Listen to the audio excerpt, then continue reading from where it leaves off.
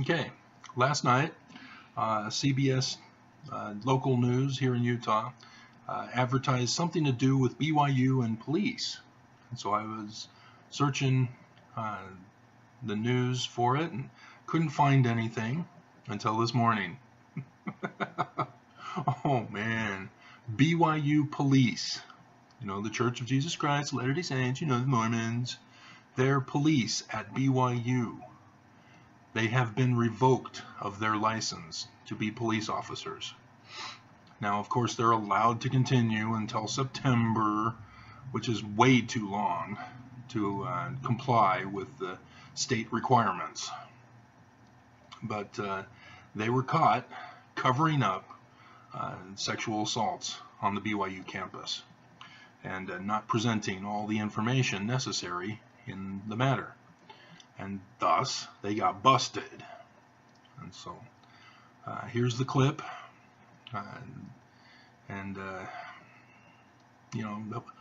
What more, Mormons? How much more?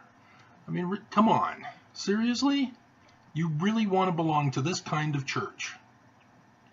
I don't. I don't bother anymore. So what's with you? Why are you choosing evil? God. Story. The Department of Public Safety announced plans today to decertify Brigham Young University police. Now, they say the agency has not complied with ongoing investigations. ABC4's education correspondent Sarah Martin has the details. Campus police here at BYU are funded by the university, which is in turn heavily subsidized by the Church of Jesus Christ of Latter-day Saints. Because of that private status, the university police have refused to release certain documents. Now, the Department of Public Safety is saying enough is enough. In a notice of agency action, DPS cites 2 instances where they say BYU PD failed to comply with certification criteria.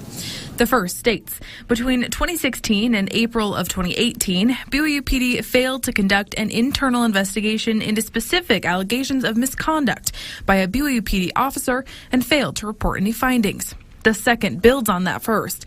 BYU PD failed to comply with a subpoena issued by Post Investigations on June 28, 2018. Neither the Department of Public Safety or the BYU Police Department will comment on the specific allegations referenced. But the Salt Lake Tribune has reported finding documents in 2016 that show a BYU police lieutenant accessing a county database to supplement a school honor code investigation into an alleged rape victim.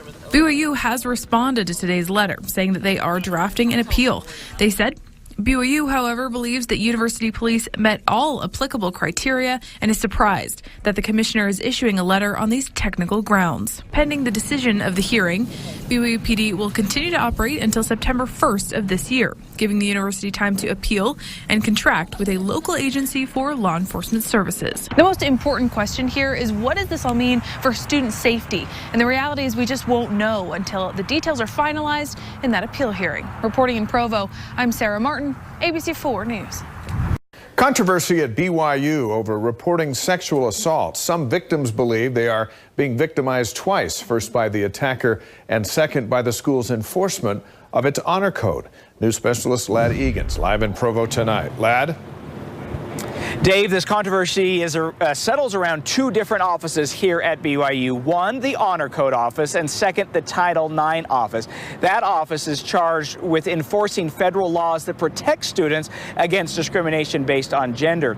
This meeting that happened last week, it was a rape awareness meeting, and the organizers say they don't have audio or video recording, but many have come forward recalling comments made by the director of the Title IX office. She's brought up an issue that should be discussed. Sophomore Brianna Garrido helped organize this rape awareness meeting on the BYU campus.